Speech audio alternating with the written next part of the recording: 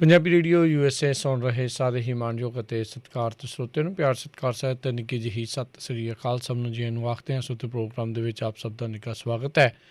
Programme ਖਬਰ ਤੇ ਨਜ਼ਰ ਲੈ ਕੇ ਹਾਜ਼ਰ ਹੋ ਚੁੱਕੇ ਹਾਂ। ਅੱਜ 10 ਨਵੰਬਰ ਦਿਨ ਬੁੱਧਵਾਰ। ਮਿੰਟੂ ਗੁਰਸਰੇ ਜੀ ਆਪਣੇ ਨਾਲ ਜੁੜ ਚੁੱਕੇ ਨੇ। ਮਿੰਟੂ ਜੀ ਨੂੰ ਸਵਾਗਤ ਹੈ। ਸਤਿ ਸ੍ਰੀ ਅਕਾਲ। ਸ਼ੁਕਰੀਆ ਜੀ ਸਾਰਿਆਂ ਨੂੰ। ਸਤਿ ਸ਼੍ਰੀ ਅਕਾਲ ਜੀ। ਸਾਡੇ ਅੱਜ ਦੇ ਪ੍ਰੋਗਰਾਮ ਖਬਰ ਤੇ ਨਜ਼ਰ ਨੂੰ ਸਪਾਂਸਰ ਕਰਦੇ ਨੇ ਖਾਲਸਾ ਇੰਸ਼ੋਰੈਂਸ ਏਜੰਸੀ ਵਾਲੇ, ਜਿਨ੍ਹਾਂ ਦੇ ਕੋਲੋਂ ਤੁਸੀਂ ਹਰ ਇੱਕ ਤਰੀਕੇ ਦੀ ਇੰਸ਼ੋਰੈਂਸ ਕਰਵਾ ਸਕਦੇ ਹੋ। ਇੰਸ਼ੋਰੈਂਸ ਬਾਰੇ ਪਤਾ ਕਰਨ ਲਈ ਕਾਲ ਕਰ ਸਕਦੇ ਹੋ। ਨੰਬਰ 408 272 2500 4082722500। ਜ਼ੈਂਡਰ ਮੌਰਗੇਜ ਅਤੇ real estate, home loans, commercial loans, agriculture loans ਦੇ ਲਈ ਕਾਲ 5599052575। ਟੇਰਕੀਆਣਾ ਇਮੀਗ੍ਰੇਸ਼ਨ ਲਾ ਫਰਮ। ਇਮੀਗ੍ਰੇਸ਼ਨ ਦਾ ਹੋਵੇ ਕਿਸੇ ਵੀ ਤਰੀਕੇ ਦਾ ਕੰਮ, ਕਾਲ ਅਟਾਰਨੀ ਜੇ ਟੇਰਕੀਆਣਾ 4159090503। ਕ੍ਰਿਸ਼ਨ ਤਨੋਤਾ ਯੂਨੀਵਰਸਿਟੀ, ਬਲਜਿੰਦਰ ਨੇਜਰ ਵੁੱਡਲੈਂਡ, ਪਰਮਜੀਤ ਕੌਰ ਰੰਗੀ Vacaville, Jarnail Singh Johal Lenwood, Gurpal Singh Sohal Clovis, GN tire and lube, ਜਿਨ੍ਹਾਂ ਦੇ ਕੋਲੋਂ ਤੁਸੀਂ truck wash, oil change, air break ਦਾ ਕੰਮ ਕਰਵਾ ਸਕਦੇ ਹੋ। ਨਵੇਂ ਪੁਰਾਣੇ ਟਾਇਰ ਵਾਜਿਬ ਕੀਮਤਾਂ 'ਤੇ ਖਰੀਦ ਸਕਦੇ ਹੋ। ਸੈਂਟਰਨੈਲਾ ਮਡੇਰਾ ਦੇ ਵਿੱਚ ਲੋਕੇਸ਼ਨ ਨੇ ਕਾਲ ਕਰ ਸਕਦੇ ਹੋ। ਨਿਮਾ ਸੋਹਤਾ 209 277 0113। West coast truck driving school Fresno, ਜਿਹੜੇ ਕਿ ਤੁਹਾਨੂੰ ਟਰੱਕ ਚਲਾਉਣ ਦੀ ਸਿਖਲਾਈ ਵਧੀਆ ਢੰਗ ਦੇ ਨਾਲ ਦਿੰਦੇ ਹਨ। ਕਾਲ ਅਜੀਤ ਅਟਵਾਲ 559 374 4541।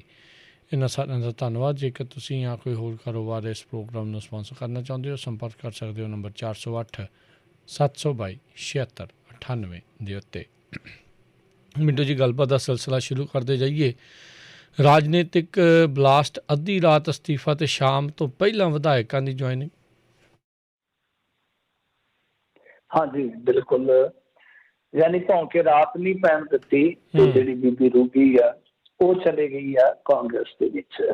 ਸੋ ਇਹ ਅੱਜ ਦਾ ਕਹੀਏ ਕਿ ਵੱਡਾ ਪੋਲੀਟੀਕਲ ਇਵੈਂਟ ਜਿਹੜਾ ਆ ਉਹ ਹੋਇਆ, ਜਿਹਦੇ 'ਚ ਇੱਦਾਂ ਕੀਤਾ ਗਿਆ ਕਿ ਜਿਹੜੀ ਬੀਬੀ ਰੂਬੀ ਹੈ ਉਹਨੂੰ ਸ਼ਾਮਲ ਕਰਾਉਣ ਵਾਸਤੇ ਹੀ ਕਾਂਗਰਸ ਨੇ ਬਹੁਤ ਵੱਡੇ ਫੇਸ ਜਿਹੜੇ ਆ ਉਹ ਮੈਦਾਨ 'ਚ ਉਤਾਰੇ ਸਨ।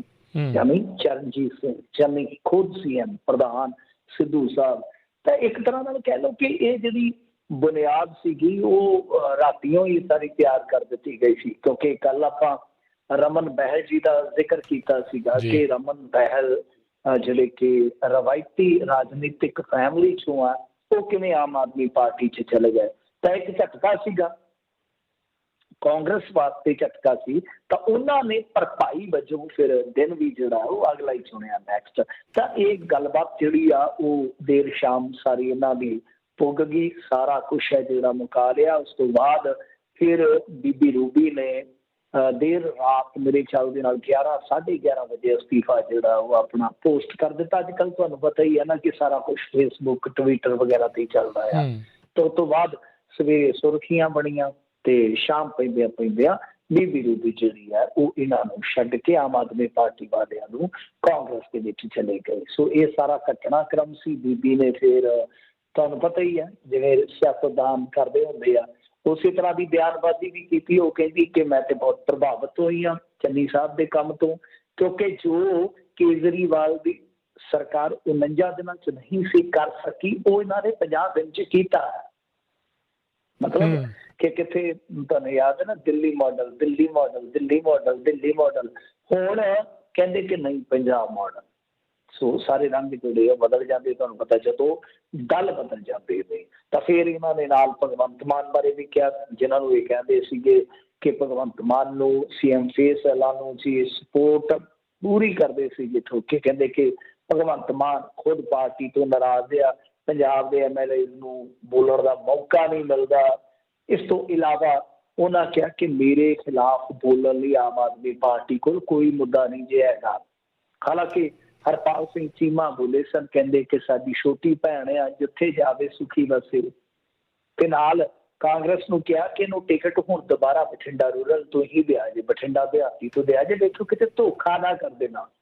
ਤਾਂ ਬੀਬੀ ਨੇ ਕੋ ਮੋੜਵਾ ਉੱਤਰ ਦਿੱਤਾ। ਉਹਨੇ ਆਖਿਆ ਕਿ ਟਿਕਟ ਦੀ ਜਿੱਥੋਂ ਤੱਕ ਗੱਲ ਹੈ ਨਾ, ਸਤਿਕਾਰਯੋਗ ਚੀਮਾ ਸਾਹਿਬ, ਤੁਸੀਂ ਆ ਕੇ ਮੈਦਾਨ 'ਚ ਲੱਗਦੇ ਹੋ ਮੇਰੇ ਬਰੋਬਰ।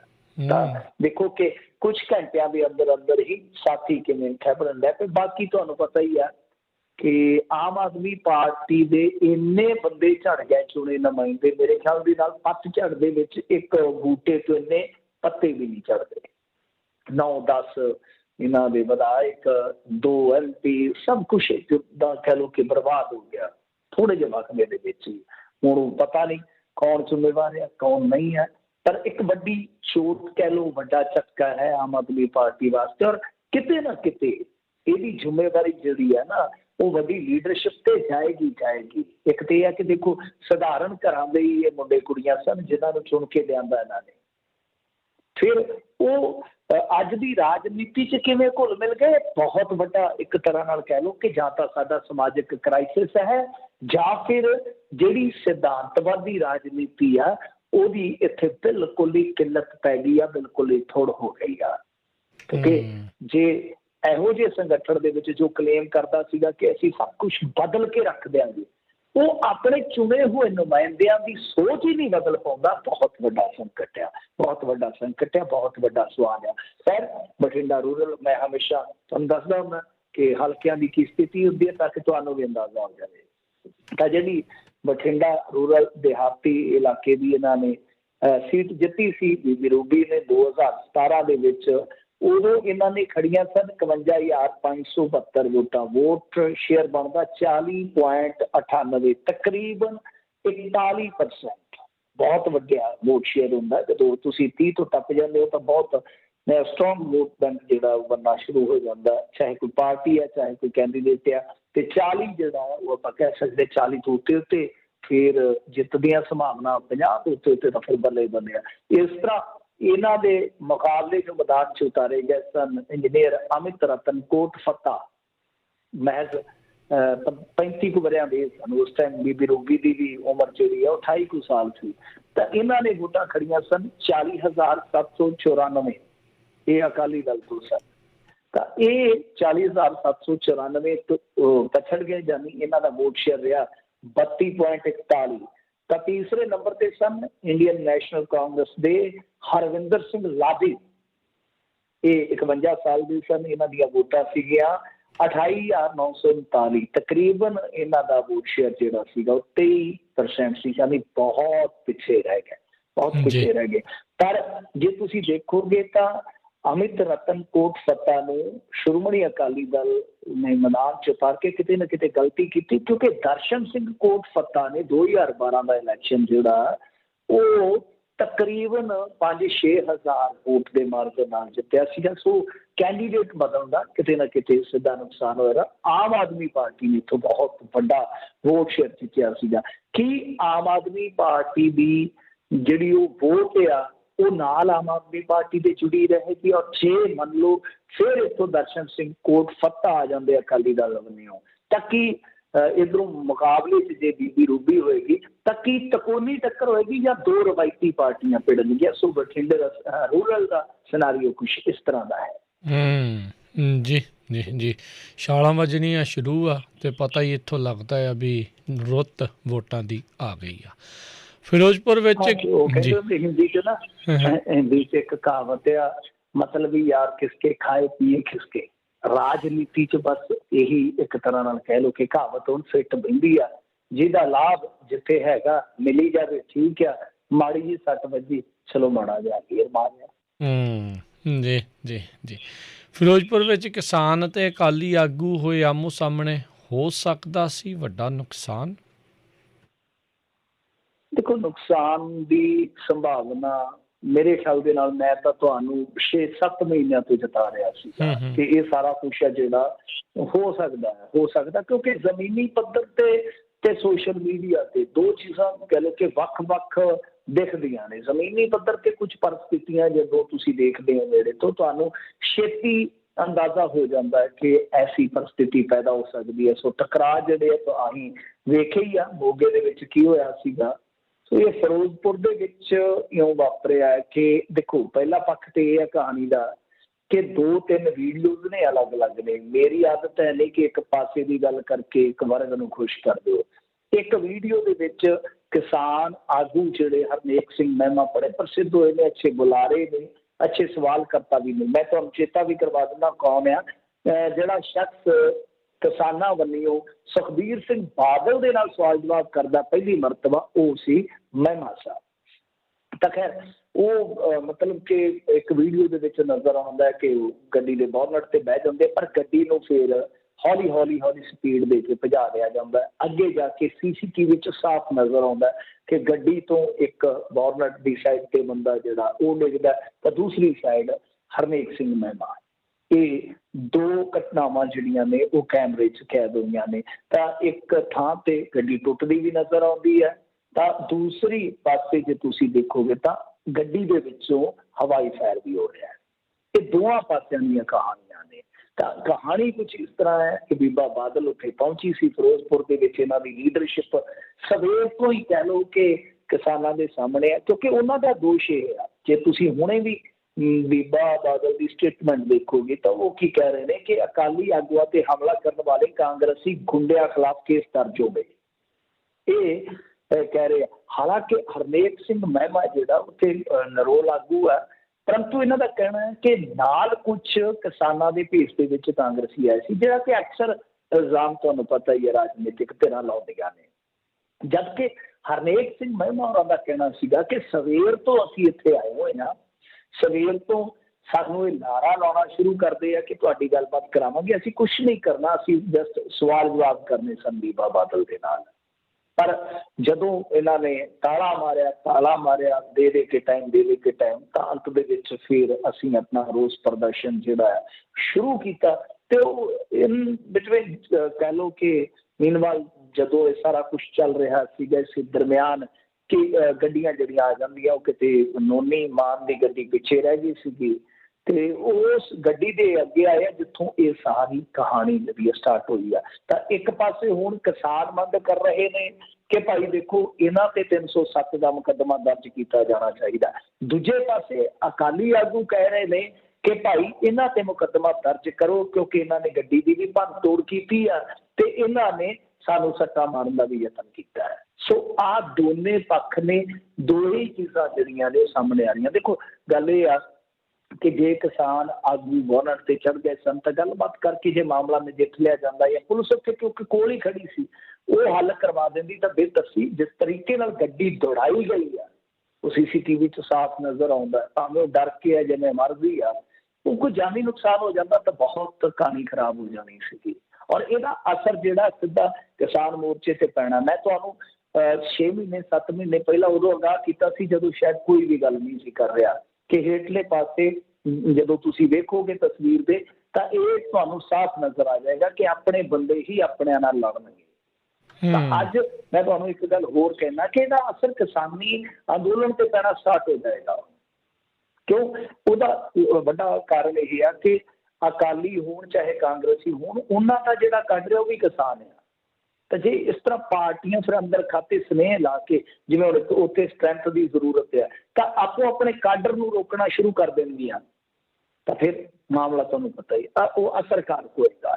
ਇਹ ਹੁਣ ਸੋਚਣਾ ਪਏਗਾ, ਵਿਚਾਰਨਾ ਪਏਗਾ ਕਿ ਗੁਰਨਾਮ ਸਿੰਘ ਚੜੂੰਨੀ ਰਾਜਨੀਤੀ ਕਰੇ, ਆ ਕੇ ਆਪਣੀਆਂ ਰੈਲੀਆਂ ਕਰੇ। ਜਦੋਂ ਤੁਸੀਂ ਉਹਦੇ ਨਾਲ ਸਹਿਮਤ ਹੋ, ਤੁਸੀਂ ਉਹਦੀ ਕਾਰਵਾਈ ਨੂੰ ਗਲਤ ਕਰਾਰ ਦੇ ਚੁੱਕੇ ਹੋ, ਫਿਰ ਉਹ ਆ ਕੇ ਪੋਲੀਟੀਕਲ ਮੂਵਮੈਂਟ ਚਲਾਵੇ ਤੇ ਜਿਹੜੇ ਇੱਥੋਂ ਦੇ ਰਹਿਣ ਵਾਲੇ ਬੰਦੇ ਆ ਉਹਨਾਂ ਨੂੰ ਕੋਈ ਤੁਸੀਂ ਪ੍ਰੋਗਰਾਮ ਨਾ ਕਰਨ ਦਿਓ ਤਾਂ ਸਵਾਲ ਉੱਠਣਗੇ ਜ਼ਾਹਰ ਦੀ ਗੱਲ। ਔਰ ਦੂਜੀ ਗੱਲ ਇਹ ਆ ਕਿ ਠੀਕ ਆ, ਚਲੋ ਕਿਸਾਨਾਂ ਨੇ ਜੋ ਕਰਨਾ ਸੋ ਕਰਨਾ, ਪਰ ਇਹਨਾਂ ਨੇ ਕਿਹਾ ਸੀਗਾ ਕਿ ਭਾਜਪਾ ਤੋਂ ਇਲਾਵਾ ਕਿਸੇ ਦੂਸਰੇ ਦਾ ਘਰਾਓ ਨਹੀਂ ਕਰਨਾ, ਸਿਰਫ ਸਵਾਲ ਜਵਾਬ ਕਰਨੇ ਆ। ਜੇ ਕੋਈ ਹੁਣ ਜਵਾਬ ਨਹੀਂ ਦੇਣਾ ਚਾਹੁੰਦਾ, ਆਪਾਂ ਨੂੰ ਪਤਾ ਹੈ ਕਿ ਇਹਨਾਂ ਦੇ ਕੋਲ ਕਿੰਨੇ ਕੁ ਜਵਾਬ ਆ। ਅਕਾਲੀਆਂ ਕੋਲ ਤੇ ਜਵਾਬ ਜਿਹੜੇ ਆ, ਜੇ ਤੁਸੀਂ ਪ੍ਰਸ਼ਾਸਕੀ ਪੱਧਰ ਤੇ ਕਰੋਗੇ ਸਵਾਲ ਵਾਰ-ਵਾਰ ਕਰੀ ਚਲੋ, ਇਹਨਾਂ ਦੇ ਕੋਲ ਉਹੀ ਜਵਾਬ ਨੇ, ਘੜੇ ਘੜਾਏ ਹੈ ਨਹੀਂ ਕੁਛ ਵੀ। ਪਾਣੀ 'ਚ ਮਧਾਣੀ ਆ, ਨਾ ਉਹਨਾਂ ਨੇ ਮੰਨਣਾ ਨਾ ਕਿਸਾਨਾਂ ਨੇ ਸੰਤੁਸ਼ਟ ਹੋਣਾ। ਸਵਾਲਾਂ ਦੇ ਜਵਾਬ ਤੇ ਕੇਜਰੀਵਾਲ ਨੂੰ ਵੀ ਆਏ। ਜਦੋਂ 370 ਤੇ ਸਵਾਲ ਕੀਤਾ ਗਿਆ, ਉਹ ਕਿਵੇਂ ਉੱਠ ਕੇ ਭੱਜੇ, ਤੁਸੀਂ ਵੇਖਿਆ ਹੋਣਾ ਵੀਡੀਓ ਦੇ ਵਿੱਚ। ਅਰਵਿੰਦ ਕੇਜਰੀਵਾਲ ਵਰਗਾ ਜਿਹੜਾ ਰਿਟਾਇਰਡ ਅਫਸਰ ਆ, ਜਿਹੜਾ ਸਭ ਤੋਂ ਚਲਾਕ ਤੇ ਬੁੱਧੀਮਾਨ ਰਾਜਨੀਤਿਕ ਬੰਦਾ ਸਮਝਿਆ ਜਾਂਦਾ ਹੈ ਇੰਡੀਆ ਦੀ ਪੋਲਿਟਿਕਸ ਦੇ ਵਿੱਚ ਇਸ ਵੇਲੇ, ਉਹ ਲਾਜਵਾਬ ਹੋ ਕੇ ਉੱਠ ਜਾਂਦਾ। ਤਾਂ ਗੱਲ ਇਹ ਹੈ ਕਿ ਦੇਖੋ ਠੀਕ ਹੈ, ਕਿਸਾਨਾਂ ਨੇ ਆਪਣੇ ਦਿੱਤੇ ਪ੍ਰੋਗਰਾਮ ਦੇ ਅਨੁਸਾਰ ਚੱਲਣਾ, ਪਰ ਮੇਰਾ ਮੰਨਣਾ ਇਹ ਹੈ ਕਿ ਜੇ ਕੋਈ ਜਵਾਬ ਨਹੀਂ ਦਿੰਦਾ ਤਾਂ ਤੁਸੀਂ ਜ਼ਬਰਦਸਤੀ ਉਹਦੇ ਤੋਂ ਜਵਾਬ ਨਹੀਂ ਲੈ ਸਕਦੇ, ਚਾਹੇ ਤੁਸੀਂ ਪੱਤਰਕਾਰ ਹੀ ਕਿਉਂ ਨਾ। ਤੁਸੀਂ ਪੱਤਰਕਾਰ ਵੀ ਹੋ ਨਾ, ਜੇ ਤੁਹਾਨੂੰ ਕੋਈ ਕਹਿੰਦਾ ਕਿ ਨੋ ਕਮੈਂਟ, ਤੁਸੀਂ ਕਿਵੇਂ ਕਹਿ ਸਕਦੇ ਹੋ ਕਿ ਨਹੀਂ ਕਮੈਂਟ ਤੈਨੂੰ ਕਰਨਾ ਹੀ ਪਊਗਾ। ਸੋ ਇਹ ਹੈ ਕਿ ਜੇ ਕੋਈ ਜਵਾਬ ਨਹੀਂ ਦਿੰਦਾ, ਦੂਸਰਾ ਜਿਹੜਾ ਆਪਸ਼ਨ ਹੈ ਤੁਹਾਡੇ ਕੋਲ, ਤੁਸੀਂ ਕਾਲੇ ਝੰਡੇ ਵਿਖਾਓ ਜੋ ਮਰਜ਼ੀ ਆ, ਪਰ ਭੰਨ ਤੋੜ ਤੋਂ ਗਰੇਜ਼ ਕਰਨਾ ਚਾਹੀਦਾ। ਸਭ ਭੰਨ ਤੋੜ ਤੋਂ ਗਰੇਜ਼ ਕਰੋ, ਹਿੰਸਾ ਤੋਂ ਗਰੇਜ਼ ਕਰੋ। ਇੱਥੇ ਅੱਗੇ ਉਲਝਣ ਪੈਣ ਵਾਲੀ ਸੀਗੀ, ਕਿਉਂਕਿ ਤੁਸੀਂ ਦੇਖਿਆ ਹੋਣਾ ਕਿ ਜਿਹੜਾ SKM ਨੇ ਪ੍ਰੋਗਰਾਮ ਦਿੱਤਾ, ਚੜੂਨੀ ਸਾਹਿਬ ਨੇ ਉਹ ਪ੍ਰੋਗਰਾਮ, ਯਾਨੀ ਇਹਨਾਂ ਦੇ ਗਰੁੱਪ ਨੇ ਪ੍ਰੋਗਰਾਮ, ਉਹਦੇ ਨਾਲ ਸਹਿਮਤੀ ਜਤਾ ਦਿੱਤੀ। ਪਰ ਅੱਜ ਚਲੋ ਉਧਰੋਂ ਠੀਕ ਹੋਇਆ, ਇਤਫਾਕ ਹੋਇਆ ਕਿ ਸਹਿਮਤੀ ਨਜ਼ਰ ਆਈ ਹੈ, ਇੱਕ ਸਹਿਮਤੀ ਬਣਦੀ ਪਈ ਆ। 26 ਜਨਵਰੀ ਨੂੰ ਇੱਕ ਵਰ੍ਹਾ ਪੂਰਾ ਹੋਣ ਤੇ ਉੱਥੇ ਪੂਰੀ ਸਟਰੈਂਥ ਦਿਖਾਉਣ ਦੀ ਕੋਸ਼ਿਸ਼ ਕੀਤੀ ਜਾ ਰਹੀ ਹੈ। ਫਿਰ 29 ਮਾਰਚ ਤੋਂ ਇਹਨਾਂ ਦੇ ਜਿਹੜੇ ਕਿਸਾਨ ਨੇ ਉਹ ਟਰੈਕਟਰਾਂ ਦਾ ਮਾਰਚ ਕਰਕੇ ਸੰਸਦ ਤੱਕ ਜਾਣਗੇ। ਵੱਡੇ ਪ੍ਰੋਗਰਾਮ ਆਏ ਪਏ ਆ। ਤਾਂ ਪੰਜਾਬ ਅਤੇ ਹਰਿਆਣਾ ਦੀ ਜਥੇਬੰਦੀਆਂ ਨੂੰ ਇਹ ਵੇਖ ਕੇ ਚੱਲਣਾ ਪਏਗਾ ਕਿ ਹੇਠਲੇ ਪੱਧਰ ਤੇ ਕੋਈ ਘਟਨਾ ਜੇ ਘਟ ਗਈ ਤਾਂ ਉਹਦਾ ਅਸਰ ਜਿਹੜਾ ਉਹ ਅੱਗੇ ਸਿੱਧਾ ਉੱਤੇ ਜਾ ਕੇ ਵੱਡੇ ਜਿਹੜੇ ਕਿਸਾਨ ਮੋਰਚੇ ਲੱਗੇ ਹੋਏ ਨੇ ਉਹਨਾਂ ਤੇ ਪਏਗਾ। ਸੋ ਇੱਥੇ ਆਪਾਂ ਇਹੀ ਕਹਿ ਸਕਦੇ ਹਾਂ, ਜਿਵੇਂ ਅਲੈਗਜ਼ੈਂਡਰ ਡੋਮਾਸ ਨੇ ਗੱਲ ਕਹੀ ਸੀ ਨਾ, all for one and one for all, united we stand, divided we fall. ਸੋ ਉਹ ਸਾਨੂੰ ਧਿਆਨ ਰੱਖਣਾ ਹੀ ਪਏਗਾ। ਜੀ ਜੀ। ਪੰਜਾਬ ਵਿੱਚ ਝੋਨਾ ਖਰੀਦ ਬੰਦ ਨਹੀਂ ਆਉਣ ਦਿਆਂਗੇ, ਦਿੱਕਤ, ਆਸ਼ੂ ਹੋਣਾ ਦਾ ਬਿਆਨ। ਹਾਂਜੀ ਦੇਖੋ, ਖਰੀਦ ਬੰਦ ਕਰ ਦਿੱਤੀ, ਬਹੁਤ ਦੁਖੀ ਹੈ। ਵੈਸੇ ਚਲੋ ਆਪਾਂ ਕਹਿ ਤਾਂ ਦਿੰਦੇ ਹਾਂ, ਕਿਸਾਨਾਂ ਦਾ ਵੀ ਕ੍ਰਿਟਿਸਿਜ਼ਮ ਕਰਨਾ ਪੈਂਦਾ, ਜੇ ਕਿਤੇ ਉਹ ਗਲਤ ਹੋ ਜਾਂਦੇ ਨੇ, ਹਿੰਸਕ ਹੋ ਜਾਂਦੇ ਨੇ, ਜੇ ਪੋਲੀਟੀਸ਼ੀਅਨ ਗਲਤ ਨੇ ਤਾਂ ਉਹਨਾਂ ਨੂੰ ਕਹਿਣਾ ਪੈਂਦਾ, ਪਰ ਦੁਖੀ ਬਹੁਤ ਨੇ ਕਿਸਾਨ ਇਸ ਵੇਲੇ। ਦੇਖੋ ਕਿਸ ਮੋਰਚੇ ਤੇ ਲੜਾਈ ਆ। ਇੱਕ ਤੇ ਘਰਾਂ ਦੇ ਵਿੱਚ ਜੋ ਗੁਰਬਤਾਂ ਨੇ, ਜੋ ਮਜਬੂਰੀਆਂ ਨੇ, ਕਰਜ਼ਾ ਨੇ, ਉਹ ਆਪਣੇ ਸਭ ਦੇ ਹੀ ਨੇ ਨਾ। ਉਹ ਲੜਾਈ ਆਪਣੀ ਇੱਕ ਚੱਲਦੀ ਰਹਿੰਦੀ, ਉਹ ਜੀਵਨ ਦੀ ਲੜਾਈ ਹੈ। ਉਹ ਤਾਂ ਉਦੋਂ ਹੀ ਮੁੱਕਣੀ ਹੈ ਜਦੋਂ ਯਾਰ ਕੇ ਕਬਰਾਂ 'ਚ ਮਿਟ ਜਾਣਗੇ, ਉਹ ਚੱਲਦੀ ਰਹਿਣੀ ਆ। ਇੱਕ ਲੜਾਈ ਉਹ ਆ, ਇੱਕ ਲੜਾਈ ਸੈਂਟਰ ਦੇ ਨਾਲ ਆ, ਇੱਕ ਲੜਾਈ ਕਾਰਪੋਰੇਟ ਦੇ ਨਾਲ ਆ, ਇੱਕ ਲੜਾਈ ਇੱਥੋਂ ਦੀ ਲੋਕਲ ਗੌਰਮੈਂਟ ਨਾਲ ਚੱਲੀ ਜਾਂਦੀ ਆ, ਇੱਕ ਲੜਾਈ DAP ਲੈਣ ਦੀ ਆ ਕਿ ਇੱਕ ਲੜਾਈ ਇਹ ਲੜ ਕੇ ਅਸੀਂ ਬਜਾਈ ਕਰ ਲਈਏ, ਇੱਕ ਲੜਾਈ ਜਿਹੜੀ ਆ ਦਿੱਲੀ ਮੋਰਚੇ ਤੇ ਚੱਲੀ ਜਾਂਦੀ ਆ। ਸੋ ਕਿੰਨੀਆਂ ਲੜਾਈਆਂ, ਇੱਕ ਕਿਸਾਨ ਇੱਕੋ ਮੋਰਚੇ ਤੇ ਕਿੰਨੀਆਂ ਥਾਵਾਂ ਤੇ ਲੜ ਰਿਹਾ, ਤੁਸੀਂ ਆਪ ਹੀ ਅੰਦਾਜ਼ਾ ਲਾ ਲਓ ਕਿੰਨਾ ਦੁਖੀ ਹੈ ਅੱਜ ਦੀ ਘੜੀ। ਤਾਂ ਉੱਤੋਂ ਇੱਕ ਇਹ ਇਹਨਾਂ ਨੇ ਸਿਆਪਾ ਪਾ ਦਿੱਤਾ ਕਿ ਮੰਡੀਆਂ ਜਿਹੜੀਆਂ ਜੀ ਬੰਦ ਹੋ ਰਹੀਆਂ, ਪਤਾ ਨਹੀਂ ਕੀ ਆਫਤ ਆਈ ਆ। ਹਾਲਾਂਕਿ ਭਾਰਤ ਭੂਸ਼ਣ ਆਸ਼ੂ ਕਹਿ ਰਹੇ ਨੇ ਜੀ ਦੇਖੋ 2-3% ਦੀ ਖਰੀਦ ਬਾਕੀ ਆ। ਆਮ ਤੌਰ ਤੇ ਅਸੀਂ ਕੀ ਕਹਿੰਦੇ ਰਹੇ ਹਾਂ ਰਾਜ ਕਰਨਵੀਰ ਸਿੰਘ ਜੀ, ਆਪਣੀ ਕਿਉਂਕਿ ਪੰਜਾਬ ਦੀ ਭੂਗੋਲਿਕ ਪਰਿਸਥਿਤੀ ਕੁਛ ਇਹੋ ਜਿਹੀ ਆ ਨਾ ਕਿ ਆਪਣੇ ਇੱਕ ਤਾਂ ਝੋਨਾ ਗਏ ਸੀ ਲੇਟ ਲਾਉਣਾ ਸਟਾਰਟ ਕਰਵਾਉਂਦੇ ਨੇ, ਦੂਜੀ ਚੀਜ਼ ਇਹ ਆ ਕਿ ਇਹਨਾਂ ਦਿਨਾਂ 'ਚ ਆਪਣੇ ਮੋਇਸਚਰ ਜ਼ਿਆਦਾ ਹੋ ਜਾਂਦਾ। ਜੇ ਤੁਸੀਂ ਦੇਖੋਗੇ ਤਾਂ ਮੋਇਸਚਰ ਆਪਣੇ ਵਧਣਾ ਸਟਾਰਟ ਹੋ ਜਾਂਦਾ, ਤੇ ਜੇ ਵਿੱਚ 1-2 ਬਾਰਿਸ਼ਾਂ ਆ ਗਈਆਂ ਤਾਂ ਆਪਣੀ ਜਿਹੜੀ ਹੁੰਦੀ ਆ ਵਢਾਈ ਉਹ ਬੜੀ ਲੇਟ ਹੋ ਜਾਂਦੀ ਹੈ। ਝੋਨੇ ਵਾਲੀ ਮੋਇਸਚਰ ਹੋ ਜਾਂਦਾ, ਉਹਨੂੰ ਸੁਕਾਉਣਾ ਫਿਰ ਵੇਚਣਾ, ਤਦ ਦੂਸਰੀ ਫਸਲ ਜਿਹੜੀ ਆ ਉਹ ਆਮਦ ਕਰੇਗੀ ਮੰਡੀ ਦੇ ਵਿੱਚ। ਇਸ ਤਰ੍ਹਾਂ ਕਈ ਵਾਰ ਜਿਹੜਾ ਆਪਣਾ ਝੋਨੇ ਦਾ ਸੀਜ਼ਨ ਆ ਉਹ ਜੇ ਤੁਸੀਂ ਦੇਖੋਗੇ ਨਵੰਬਰ ਦੇ ਅਖੀਰ ਤੱਕ ਵੀ ਚਲੇ ਜਾਂਦਾ ਹੈ। ਤਾਂ ਆਮ ਤੌਰ ਤੇ 30 ਨਵੰਬਰ ਨੂੰ ਮੰਡੀਆਂ ਦੇ ਗੇਟ ਜਿਹੜੇ ਭੇੜੇ ਜਾਂਦੇ ਸਨ, ਪਰ ਐਤਕੀ ਇਹਨਾਂ ਨੇ ਪਹਿਲਾਂ ਹੀ ਐਲਾਨ ਕਰ ਦਿੱਤਾ ਵਾ। ਇਹ ਕਹਿੰਦੇ ਆ ਕਿ 97% ਜਾਂ ਕਹਿ ਲਓ ਕਿ 180 ਤੋਂ 199 ਲੱਖ ਮੀਟ੍ਰਿਕ ਟਨ ਫਸਲ ਅਸੀਂ ਖਰੀਦਦੇ। ਪਰ ਇੱਥੇ ਇੱਕ ਸਵਾਲ ਜਿਹੜਾ ਆ ਉਹ ਪੈਦਾ ਹੁੰਦਾ ਆ ਕਿ ਜੋ ਇੱਕ ਤਰ੍ਹਾਂ ਨਾਲ ਕਹਿ ਲਓ ਕਿ ਇੱਕ ਸੰਸਾ ਸੀ, ਸ਼ੰਕਾ ਸੀਗਾ ਕਿ ਕੇਂਦਰ ਸਰਕਾਰ ਇੱਕ ਮੌਕੇ ਤੇ ਆ ਕੇ ਦਾਣਾ ਖਰੀਦ ਤੋਂ ਭੱਜੇਗੀ। ਸਮਝਦੇ ਹੋ ਨਾ ਮੈਂ ਕੀ ਕਹਿ ਰਿਹਾ? ਦਾਣਾ ਨਹੀਂ ਕਿ 100% ਪੰਜਾਬ ਦੇ ਵਿੱਚ ਜਿੰਨੀ ਵੀ ਫਸਲ ਹੈ ਜਾਓ ਮੰਡੀ 'ਚ ਉਹ ਵਿਕਣੀ ਆ, ਉਹਦੀ ਗਰੰਟੀ ਹੈ, ਗਰੰਟੀਸ਼ੁਦਾ ਵਿਕਰੀ ਆ। ਪਰੰਤੂ ਇੱਥੇ ਇੱਕ ਟਾਰਗੇਟ ਜਿਹੜਾ ਜਾਂ ਕਹਿ ਲਓ ਕੈਪ, ਉਹ ਇੱਕ ਟਾਰਗੇਟ ਆ ਕਿ ਜਦੋਂ ਉਹ ਟਾਰਗੇਟ ਇਹਨਾਂ ਦਾ ਅਚੀਵ ਹੋ ਗਿਆ, ਜਦੋਂ ਉਨੀ ਪ੍ਰਕਿਉਰ ਜੋ ਇਹਨਾਂ ਨੇ ਕਰਨੀ ਹੈ ਮਿੱਥ ਕੇ 2 ਲੱਖ ਮੀਟ੍ਰਿਕ ਟਨ ਦੀ ਐਵੇਂ ਵੀ, ਤਾਂ ਉਹ ਜਦੋਂ ਪੂਰੀ ਹੋ ਗਈ ਵੈਸੇ ਮੇਰੇ ਹਿਸਾਬ ਦੇ ਨਾਲ ਤਾਂ ਐਤਕੀ 190 ਦੀ ਕਰ ਦਿੱਤੀ, ਪਿਛਲੀ ਵਾਰੀ ਸਗੋਂ 2.5 ਦੀ ਹੋ ਗਈ ਸੀਗੀ। ਤਾਂ ਉਹ ਜਿੰਨੀ ਵੀ ਆ ਚਲੋ 190 ਦੀ ਹੈ ਜਾਂ 2 ਲੱਖ ਮੀਟ੍ਰਿਕ ਟਨ ਦੀ ਆ, ਤਾਂ ਉਹ ਤੋਂ ਬਾਅਦ ਫਿਰ ਮੰਡੀਆਂ ਦੇ ਬੂਹੇ ਬੰਦ ਆ। ਜਦ ਕਿ ਐਤਕੀ ਤੁਹਾਨੂੰ ਪਤਾ ਹੀ ਹੋਣਾ ਕਿ ਬਾਰਿਸ਼ਾਂ ਜਿਹੜੀਆਂ ਉਹ ਬਹੁਤ ਲੇਟ ਤੱਕ ਗਈਆਂ ਨੇ, ਅਕਤੂਬਰ ਤੱਕ ਵੀ ਮਾਨਸੂਨ ਜਿਹੜਾ ਵਧਿਆ। ਸੋ ਇਹ ਚੀਜ਼ ਆ ਕਿ ਹਾਲੇ ਝੋਨਾ ਕਹਿੰਦੇ ਆ ਕਿ ਕੁਛ ਖੇਤ ਇਸ ਤਰ੍ਹਾਂ ਦੇ ਵੀ ਹੈ ਜਿਨ੍ਹਾਂ ਦੇ ਉੱਥੇ ਹੀ ਪਏ ਨੇ ਢੇਰ, ਜਾਂ ਕਹਿ ਲਓ ਕਿ ਫਸਲ ਕਿਤੇ ਵੱਢਣ ਵਾਲੀ ਵੀ ਹੈ, ਬਾਕੀ ਹਾਲੇ ਵਾਹਵਾ ਫਸਲ ਪਈ ਹੈ। ਪਰ ਇਹ ਵਿਸ਼ਵਾਸ ਦੇ ਰਹੇ ਨੇ ਕਿ ਅਸੀਂ ਇਹ ਸਾਰੀ ਫਸਲ ਖਰੀਦਾਂਗੇ। ਪਰ ਕਿਸਾਨ ਕਹਿੰਦੇ ਆ ਕਿ ਆਉਣ ਵਾਲੇ ਦਿਨਾਂ 'ਚ ਦਿੱਕਤ ਹੋ ਸਕਦੀ ਹੈ। ਪਰ ਇਹ ਆਪਾਂ ਪਿਛਲੀ ਵਾਰ ਵੀ ਦੇਖਿਆ ਸੀਗਾ, ਬਹੁਤ ਵੇਲੇ ਦੇ ਨਾਲ ਇਹਨਾਂ ਨੇ ਖਰੀਦ ਬੰਦ ਕਰ ਦਿੱਤੀ ਸੀ, ਕਿਉਂਕਿ ਜੋ ਇਹਨਾਂ ਨੇ ਟੀਚਾ ਮਿੱਥਿਆ ਹੋਇਆ ਸੀਗਾ ਖਰੀਦ ਦਾ ਪੂਰਾ ਹੋ ਗਿਆ ਸੀ, ਕਿਉਂਕਿ ਬਾਹਰੋਂ ਬਹੁਤ ਝੋਨਾ ਆ ਕੇ ਇੱਥੇ ਵਿਕ ਗਿਆ। ਜੀ ਜੀ ਜੀ। ਅਗਲੀ ਮਿੰਟੂ ਜੀ ਗੱਲ ਕਰਦੇ ਜਾਈਏ, ਦਾਗੀਆਂ ਤੇ ਪਰਚਿਆਂ ਦੇ ਮਾਮਲੇ 'ਚ ਕੋਰਟ ਵੱਲੋਂ ਸਰਕਾਰ ਨੂੰ ਫਟਕਾਰ। ਹਾਂਜੀ, ਇਹਨਾਂ ਨੂੰ ਫਟਕਾਰ ਜਿਹੜੀ ਆ ਉਹ ਕਹਿ ਲਓ ਕਿ ਸ਼ਲਗਮ ਦੀ ਸਬਜ਼ੀ ਵਰਗੀ ਲੱਗਦੀ ਆ, ਖਾ ਜਾਂਦੇ ਆ, ਕੋਈ ਦਿੱਕਤ ਨਹੀਂ ਹੈਗੀ। ਦਰਅਸਲ ਕੀ ਹੈ ਕਿ ਸੁਪਰੀਮ ਕੋਰਟ ਦੇ ਵਿੱਚ ਸੁਣਵਾਈ ਹੋਈ ਸੀ, ਉਹਦੀ ਆਪਾਂ ਗੱਲ ਬਹੁਤ ਵਾਰੀ ਕੀਤੀ ਹੈ ਕਿ ਦਾਗੀਆਂ ਦੇ ਜਿਹੜੇ ਮੁਕੱਦਮੇ ਆ ਬਈ ਤੇਜ਼ੀ ਨਾਲ ਨਿਪਟੋ। ਉਸ ਤੋਂ ਬਾਅਦ ਉਹਨਾਂ ਨੇ ਹਾਈ ਕੋਰਟਾਂ ਨੂੰ ਹਦਾਇਤਾਂ ਕੀਤੀਆਂ ਸਨ ਅਤੇ ਨਾਲ ਹੀ ਹਾਈ ਕੋਰਟਾਂ ਨੂੰ ਕੁਛ ਇਹਨਾਂ ਨੇ ਐਕਸਟਰਾ ਪਾਵਰਾਂ ਵੀ ਦਿੱਤੀਆਂ ਸੀਗੀਆਂ ਕਿ ਭਾਈ ਜਦੋਂ ਵੀ ਕਿਸੇ ਇਹੋ ਜਿਹੇ ਨੁਮਾਇੰਦੇ ਤੋਂ ਜੋ ਮਤਲਬ ਕਿ ਇਲੈਕਸ਼ਨ ਜਿੱਤ ਚੁੱਕਿਆ ਜਾਂ ਸਾਬਕਾ ਵਾ, ਜਦੋਂ ਵੀ ਉਹਦੇ ਤੋਂ ਕੇਸ ਕੋਈ ਵਾਪਸ ਲੈਣਾ ਤਾਂ ਉਹਦੀ ਪਰਮਿਸ਼ਨ ਤੁਹਾਨੂੰ ਹਾਈ ਕੋਰਟ ਚੋਂ ਲੈਣੀ ਪਏਗੀ। ਮਤਲਬ ਕਿ ਹਾਈ ਕੋਰਟ ਨੂੰ ਹਦਾਇਤਾਂ ਸਨ ਕਿ ਤੁਸੀਂ ਮਨਜ਼ੂਰੀ ਦੇਣੀ, ਅਪਰੂਵਲ ਦੇਣੀ ਆ। ਤਾਂ ਉਸ ਤੋਂ ਬਾਅਦ ਕੁਛ ਤੇਜ਼ੀ ਜਿਹੜੀ ਆ ਉਹ ਵਿਖਾਈ ਦਿੱਤੀ ਸੀਗੀ। ਪਰ ਪੰਜਾਬ ਸਰਕਾਰ ਨੇ ਕੀ ਕੀਤਾ ਕਿ ਜਿਹੜੀ ਪਹਿਲਾਂ ਇਹਨਾਂ ਨੇ ਰਿਪੋਰਟ ਦਿੱਤੀ ਉਹਦੇ ਵਿੱਚ ਇਹਨਾਂ ਨੇ ਕਿਹਾ ਸੀਗਾ ਕਿ 53 ਕੇਸ ਜਿਹੜੇ ਪੈਂਡਿੰਗ ਨੇ, ਉਹਦੇ ਚੋਂ 29 ਚ ਜਾਂਚ ਪੜਤਾਲ ਜਾਰੀ ਆ ਤੇ 14 ਜਿਹੜੇ ਆ ਉਹ ਅਨਟ੍ਰੇਸ ਨੇ ਜਾਂ ਕੈਂਸਲੇਸ਼ਨ ਰਿਪੋਰਟ ਜਿਹੜੀ ਆ ਉਹਨਾਂ 'ਚ ਦਾਖਲ ਕੀਤੀ ਹੋਈ ਆ। ਹੁਣ ਇਹਨਾਂ ਨੇ ਜਿਹੜੀ ਜਾ ਕੇ ਨਵੀਂ ਰਿਪੋਰਟ ਦਿੱਤੀ ਆ ਉਹਦੇ 'ਚ ਇਹ ਮੁੱਕਰ ਗਏ, ਕਹਿੰਦੇ ਜੀ ਕਿ 42 ਕੇਸਾਂ ਦੇ ਵਿੱਚ ਜਿਹੜੀ ਜਾਂਚ ਪੜਤਾਲ ਕਹੀ ਜਾ ਰਹੀ ਸੀਗੀ, ਦਰਅਸਲ ਉਹ 42 ਦੇ ਵਿੱਚ ਨਹੀਂ, ਉਹ 29 ਦੇ ਵਿੱਚ ਆ। ਮਤਲਬ ਕਿ 13 ਕੇਸ ਸਿੱਧੇ ਘਟਾ ਦਿੱਤੇ ਨੇ ਇਹਨਾਂ ਨੇ। ਤਾਂ ਇਹਦੇ ਤੇ ਫਟਕਾਰ ਪੈਣੀ ਜਿਹੜੀ ਆ ਉਹ ਫਿਰ ਸੁਭਾਵਕ ਸੀ ਤੇ ਉਹਨਾਂ ਨੇ ਦੇਰੀ ਵਾਸਤੇ Punjab and Haryana high court ਦੇ ਜਿਹੜੇ ਬੈਂਚ ਵਾਲੇ ਹੋਣਗੇ ਤਾਂ ਉਹਨਾਂ ਨੇ ਕਾਫੀ ਫਟਕਾਰ ਲਾਈ ਆ। ਪਰ ਇਹਦੇ ਵਿੱਚ ਕੁਝ ਬੰਦੇ ਜਿਹੜੇ ਆ ਉਹ ਸਾਹਮਣੇ ਆਏ ਨੇ, ਮੈਂ ਤੁਹਾਨੂੰ ਉਹ ਜ਼ਰੂਰ ਦੱਸ ਦਿੰਦਾ। ਬਾਕੀ ਦੀ ਕਹਾਣੀ ਤੁਹਾਨੂੰ ਸਾਰੀ ਸਮਝ ਆ ਹੀ ਗਈ ਨਾ ਕਿ ਇਹ ਇੱਕ ਪ੍ਰਕਿਰਿਆ ਹੈ ਕਿ ਦਵਾ ਦਵ ਜਿੰਨੇ ਦਾਗੀ ਨੇਤਾ ਨੇ ਇਹਨਾਂ ਦੇ ਮੁਕੱਦਮੇ ਨਿਬੇੜੇ ਜਾਣ, ਹੋਰ ਇਹਦੇ 'ਚ ਕੁਛ ਨਹੀਂ ਹੈ। ਆਪਾਂ ਝਾਤਖੋਰੀ ਕਰ ਲੈਂਦੇ ਹਾਂ ਕਿ ਉਹਦੇ 'ਚ ਹੈ ਕੌਣ ਜੀ। ਇੱਕ ਪੱਖ ਇਹ ਹੈ ਕਿ ਜਿਨ੍ਹਾਂ ਦੇ ਖਿਲਾਫ ਮੁਕੱਦਮੇ ਦਰਜ ਹੁੰਦੇ ਆ ਕਿਉਂਕਿ ਰਸੂਖਦਾਰ ਹੋਏ ਤਾਂ ਜਦੋਂ ਪਾਵਰ 'ਚ ਆਉਂਦੇ ਆ ਉਹਨਾਂ ਦੇ ਖਿਲਾਫ ਚੱਲ ਰਹੇ ਮੁਕੱਦਮੇ ਜਾਂ ਤਾਂ ਕੈਂਸਲ ਕਰ ਦਿੱਤੇ ਜਾਂਦੇ ਨੇ ਜਾਂ ਉਹ ਜਾਂਚ ਪੜਤਾਲ ਚੱਲ ਰਹੀ ਹੈ ਦੇ ਨਾਂ ਤੇ ਵੱਟੇ ਖਾਤੇ 'ਚ ਪਾ ਦਿੱਤੇ ਜਾਂਦੇ ਆ। ਠੀਕ ਹੈ ਜੀ, ਇਹ ਸਾਰੀ ਕਹਾਣੀ ਹੈ ਸਾਰੇ ਇੰਡੀਆ 'ਚ ਇਸਦਾ ਹੁੰਦਾ। ਤੁਹਾਨੂੰ ਪਤਾ ਹੋਏਗਾ ਯੋਗੀ ਆਦਿੱਤਿਆਨਾਥ ਤੇ ਬਹੁਤ ਮੁਕੱਦਮੇ ਨੇ, ਤੁਹਾਨੂੰ ਪਤਾ ਹੋਏਗਾ ਯੂਰਪਾ ਤੇ ਬਹੁਤ ਮੁਕੱਦਮੇ ਨੇ, ਤੁਹਾਨੂੰ ਪਤਾ ਹੋਏਗਾ ਜਿਹੜਾ ਇਹਨਾਂ ਦਾ ਹੈਗਾ ਸੰਗੀਤ ਸੋਮ ਉਹਦੇ ਤੇ ਮੁਕੱਦਮੇ ਨੇ, ਮੌਰੀਆ ਤੇ ਮੁਕੱਦਮੇ ਨੇ, ਬਹੁਤ ਸਾਰੇ ਲੋਕਾਂ ਤੇ ਇਹਨਾਂ ਦਾ ਤਾਂ ਤੁਹਾਨੂੰ ਪਤਾ ਹੀ ਹੈ ਛਾਤੜੀ ਭਰ ਰਹਿ ਚੁੱਕਾ ਵਾ। ਪਰ ਉਹ ਮੁਕੱਦਮੇ ਜਿਹੜੇ ਲਟਕ ਜਾਂਦੇ ਨੇ ਜਿੰਨੇ ਹੁੰਦੇ ਆ ਜਾਂ ਝਟਕ ਜਾਂਦੇ ਨੇ, ਬਸ ਦੋ ਹੀ ਚੀਜ਼ਾਂ ਨੇ, ਲਟਕਾ ਦਿਓ ਜਾਂ ਝਟਕਾ ਦਿਓ। ਤਾਂ ਚਲੋ ਆਪਾਂ ਕਰਦੇ ਹਾਂ ਝਾਤਖੋਰੀ ਦਾਗੀਆਂ ਦੀ। ਦਾਗੀ ਕਿੱਥੋਂ ਦੇ ਨੇ? ਪੰਜਾਬ ਦੇ, ਜਿੱਥੋਂ ਦੇ ਬਾਗੀ ਮਸ਼ਹੂਰ ਸੀ ਅੱਜ ਕੱਲ੍ਹ ਦਾਗੀ ਮਸ਼ਹੂਰ ਨੇ।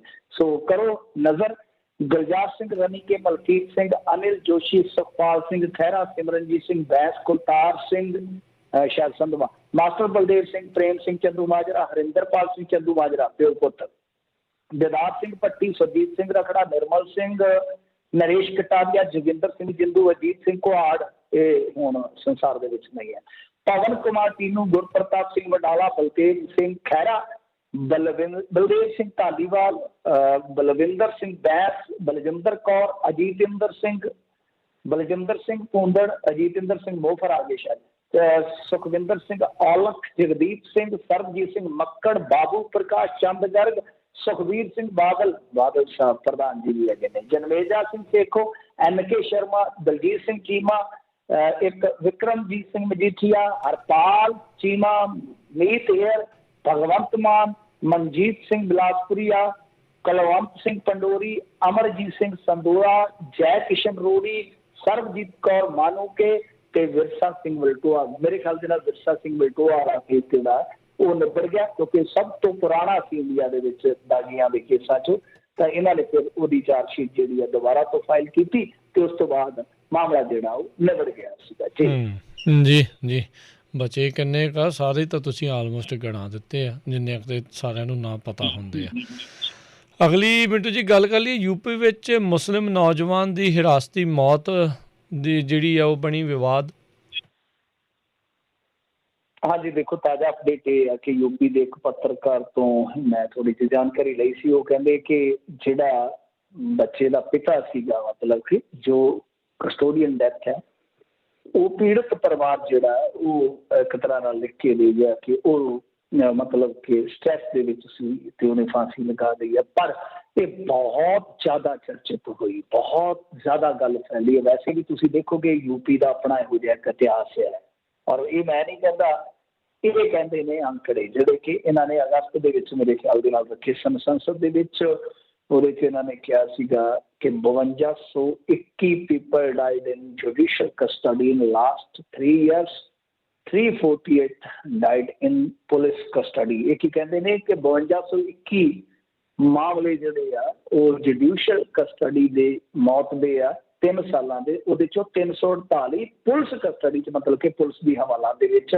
ਤੇ ਉਹਦਾ ਇੱਕ ਨੰਬਰ ਇਹ ਸੀਗਾ ਕਿ ਯੂਪੀ ਨੰਬਰ 1 ਹੈ, ਮਤਲਬ ਕਿ ਇਸ ਮਾਮਲੇ ਦੇ ਵਿੱਚ ਯੂਪੀ ਆ ਜਿਹੜਾ ਨੰਬਰ 1 ਹੈ, ਕਿਉਂਕਿ ਪਿਛਲੇ 3 ਸਾਲਾਂ 'ਚ ਉੱਥੇ 1318 ਜਿਹੜੀਆਂ ਹੁੰਦੀਆਂ ਨੇ ਇਹ ਕਸਟਡੀ ਵਾਲੀਆਂ ਡੈਥਸ 1318 ਨੇ ਕੁੱਲ ਮਿਲਾ ਕੇ ਦੋਨੇ, ਚਾਹੇ ਉਹ ਜੇਲ੍ਹ ਦੀ ਕਸਟਡੀ ਹੋਵੇ ਚਾਹੇ ਉਹ ਪੁਲਿਸੀਆ ਕਸਟਡੀ ਹੋਵੇ। ਤਾਂ ਖੈਰ ਇਸ ਮਾਮਲੇ ਤੇ ਆਉਂਦੇ ਆ। ਇਹ ਮਾਮਲਾ ਕਾਸਗੰਜ ਦਾ ਹੈ।